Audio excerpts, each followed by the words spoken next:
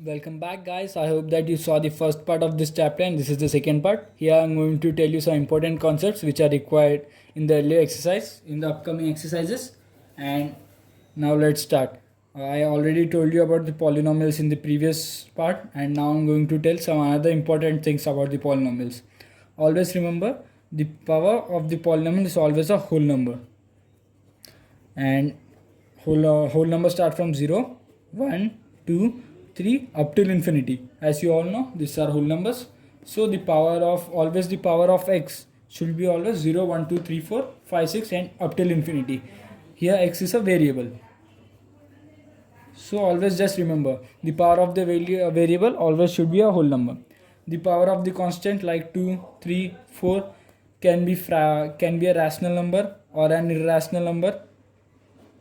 Rational or irrational number, so that doesn't matter. The power of the constant doesn't matter. What matters is the power of the variable. The power of the variable always should be a whole number. It should not be fractional like 1 by 2, 3 by 2, and should not be negative like -1, -1 by 2, -3 by 2. Now let's do some examples to understand this, like under root 2x square plus under root 3x plus 1. Here you can see that the under root is only on 2 and here on 3. So therefore x is out of the under root, as you can see that, and here also you can see that. So therefore this is a polynomial. And if it was written like under root x 2 under root x plus 3 under root x cube, so then this is not a polynomial. I already told you, if the number is a fractional or a negative, then it is not a polynomial. Or if it was written like 2 by x plus 3 by x square, this is also not a polynomial, as if we simplify it, it will be 2 into x to the power minus 1 and plus 3 into x to the power minus 2. So this both are also not polynomials. So now let's go to exercise 2.1. I taught you all the important concepts which are required for the exercise 2.1. Here comes the first question. First question says that we have to find which one is a one variable and which is a two variable, and so on. So now let's go to the first part. Here comes the question number 1, the part 1. Here we have to find which is a one variable polynomial and which are not. So first question is 4x square minus 3x plus 7. So as here you can see that x is the only variable in the whole question. There is no other variable like y, z, a, b, c. So therefore here the only variable is x. So therefore this is equation in one variable. Here comes the second question, which is y square plus under root 2. Here you can see that the under root is on the constant, not on the variable. So, and here you can see that the only variable is y. So therefore this is also equation in one variable, as here the only variable is y. Now let's go to the third part. The third part is 3 under root t plus t under root 2. Here you can see that only constant is in under root in this part, and in this part the variable is in under root. I already told you, when variable is in the under root or it is a fractional, in under root it means that it is t to the power 1 by 2, which is a fractional part. So therefore this is not a polynomial. Now let's go to fourth part, which is y plus 2 by y, and this can be further written as 2 plus 2 into y to the power minus 1. And I already told you negative power here. So if it has a negative power, then this is also not a polynomial. So this is also not a polynomial. So now let's go to the fifth part of question number 1, which is x to the power 10 plus y to the power 3 plus t to the power 50. Here you can see that there are three variables. First one is x, second one is y, third one is t. So here are three variables. So this is an equation in three variables. Okay, so guys, here we have completed question number 1. Let's go to question number 2. Here comes the question number 2, and question number 2 says that we have to find the coefficient of x square. So the first equation is 2 plus x square plus x. So here the coefficient of x square is 1. As you can see that it is written as 2 plus 1 into x square plus 1 into x. I already told you how to find the coefficient in the first part. So the coefficient of x square in the first one is 1. Now let's go to the second part. Second part is 2 minus x square plus x cube. Here you can see that the equation can be written as 2 minus 1 into x square plus 1 into x cube. So the coefficient of x square is minus 1, as minus 1 into x square is multiplied.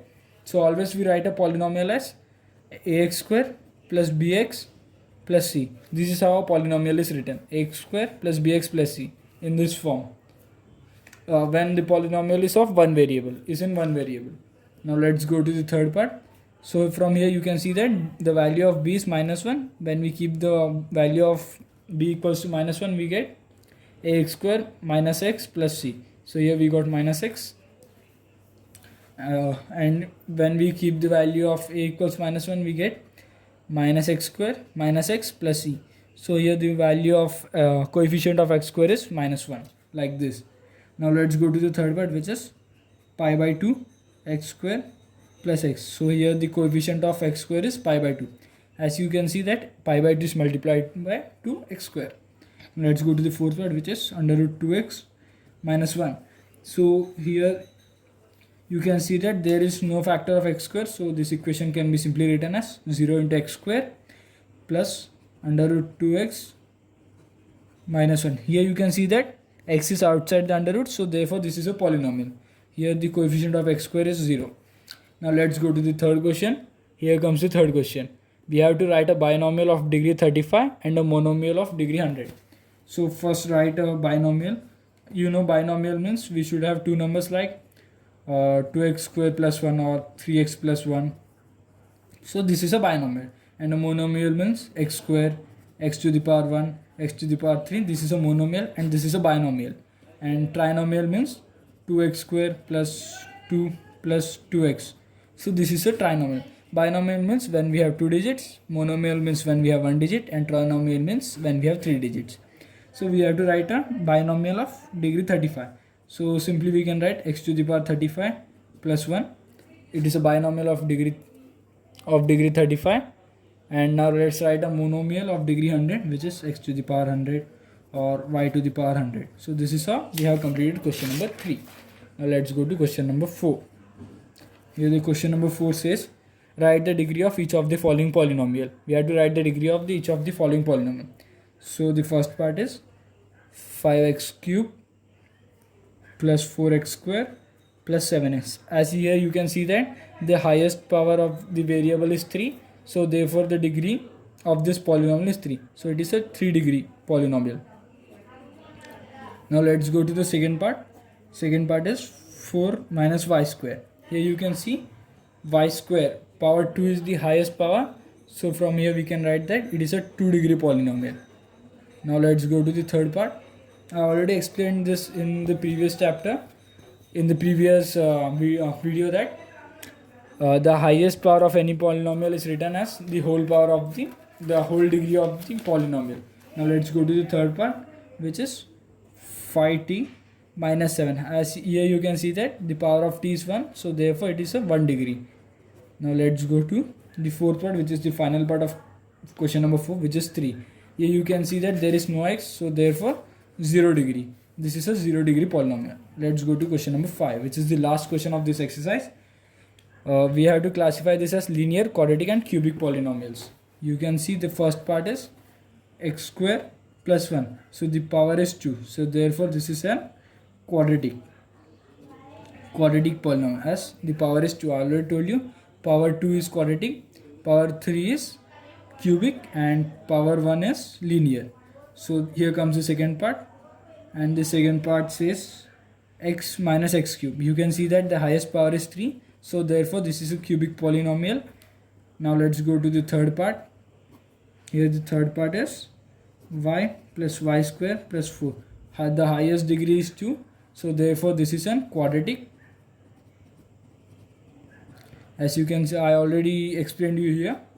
If power is 2, then quadratic. So we have to consider the highest power every time. Now let's go to the fourth part, which is 1 plus x. Here the highest power is 1. So therefore this is linear. And let's come to the fifth one, which is 3t. This is also linear. As you can see, the highest power is 1. And here comes the sixth part, which is r square. Here the highest power is 2, which is quadratic. Now let's come to the seventh part, which is the last of the exercise, 2.1. So 7x cube. Here the highest power is 3. So therefore this is an, as here the biggest power is 3, so therefore this is an cubic. So guys, now for today let's end the chapter here. We will continue this in the next video. Thank you guys. If you like the video, please share and subscribe.